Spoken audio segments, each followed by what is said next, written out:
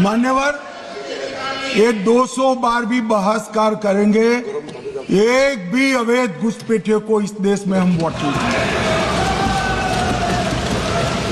ये हमारे एनडीए का पॉलिसी है मान्यवर। डिटेक्ट मतलब ढूंढो, डिलीट करो, मतदाता सूची में नाम काटो और उनको डिपोर्ट करो। हम संवैधानिक प्रक्रिया कर कर डिटेक्ट, डिलीट और डिपोर्ट ये पूरा करेंगे। ये क्यों सदन छोड़कर भाग गए? मैं इनके सामने तो कोई बात भी नहीं कर रहा था, ना कांग्रेस पार्टी के सामने बात कर रहा था। मैं तो बात कर रहा था घुसपैठियों को देश के बाहर निकालने की। अब ये तो देखिए साहब, अगर मैंने इतने सारे आरोप करे श्री जवाहरलाल नेहरू पर, इंदिरा गांधी पर, इनके पिताजी पर, सोनिया जी पर, तब भागते तो लाजिम था। ये घुसपैठियों को लिए भाग गए क्योंकि उनकी हमारी पॉलिसी है डिटेक्ट, डिलीट और डिपोर्ट। उनकी पॉलिसी है नॉर्मलाइज कर दो घुसपैठ को, उसके बाद में मान्यता प्रदान कर दो और चुनाव में मतदाता सूची में डालकर फॉर्मलाइज कर दो। मगर साहब ये लंबे समय तक नहीं चलना। मैं मेरे मन से मानता हूं, मेरे पार्टी के सिद्धांत तो है ही, मगर मैं मानता हूं कि जनसांख्यिकी में इतना बड़ा परिवर्तन देश के लिए बहुत बड़ा खतरा है। यह देश एक बार जनसांख्यिकी के आधार पर बढ़ चुका है और हम नहीं चाहते कि आने वाली पीढ़ी ये देश के भी बंटवारे दिखे। इसलिए ये बहुत जरूरी है कि इस देश से घुसपैठ को रोकना पड़ेगा।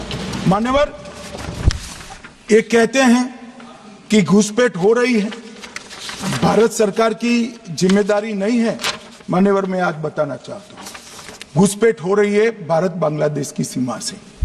वहां पर कुल 2216 किलोमीटर बॉर्डर है, इसमें से 1653 किलोमीटर बॉर्डर बन चुकी है। अब 563 कहां बाकी रही है मान्यवर मालूम है? केवल और केवल एक राज्य बंगाल। आसाम का पूरा हो गया, मेघालय का पूरा हो गया, त्रिपुरा का पूरा हो गया, जम्मू कश्मीर का पूरा हो गया, पंजाब का पूरा हो गया, राजस्थान का पूरा हो गया, गुजरात का पूरा हो गया, खाली बंगाल का बाकी रखा है।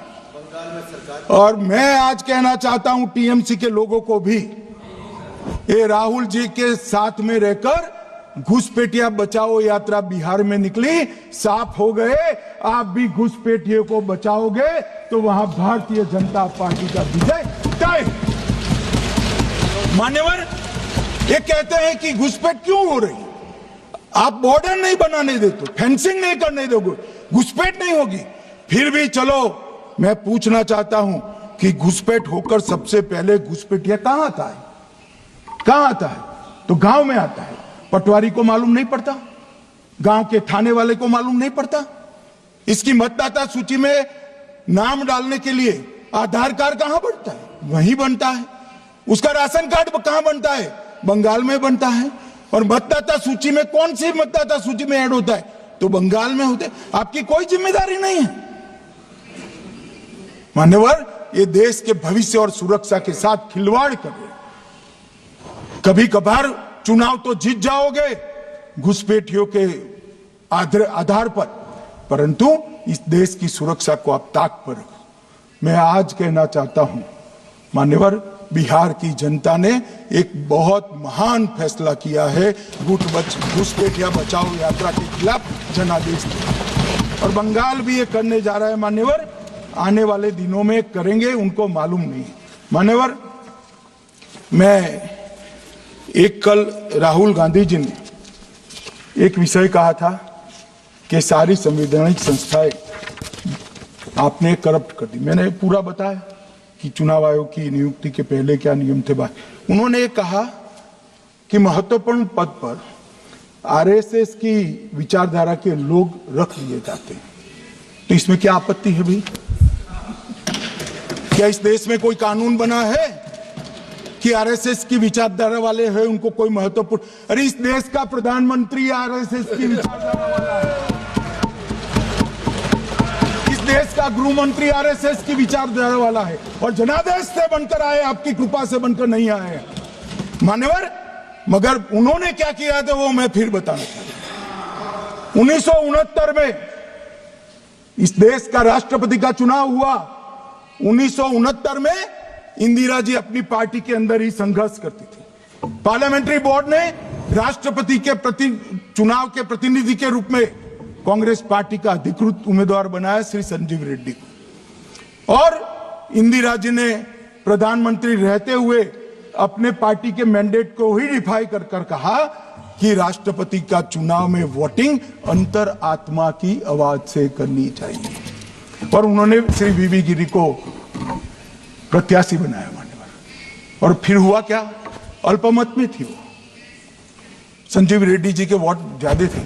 जीतने के लिए उन्होंने कम्युनिस्टों से समाधान किया और इस देश की सारे संस्थान पर, शिक्षा संस्थान पर, महत्वपूर्ण संवैधानिक पद पर कम्युनिस्टों को बिठाने का काम ये इंदिरा गांधी जी ने, और वहीं से इस देश के विमर्श को बदलने का काम किया है, वहीं से किया है।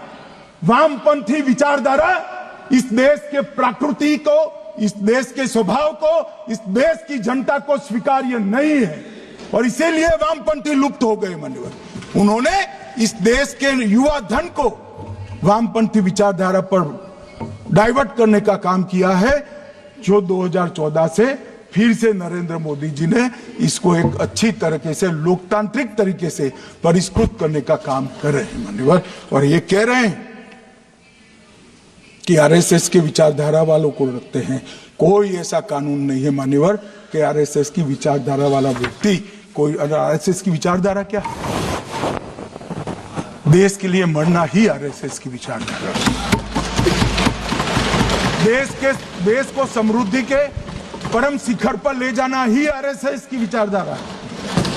देश की संस्कृति का झंडा बुलंद करना ही आरएसएस की विचारधारा। ये क्या समझाते हैं? हम ऐसे मान लेंगे?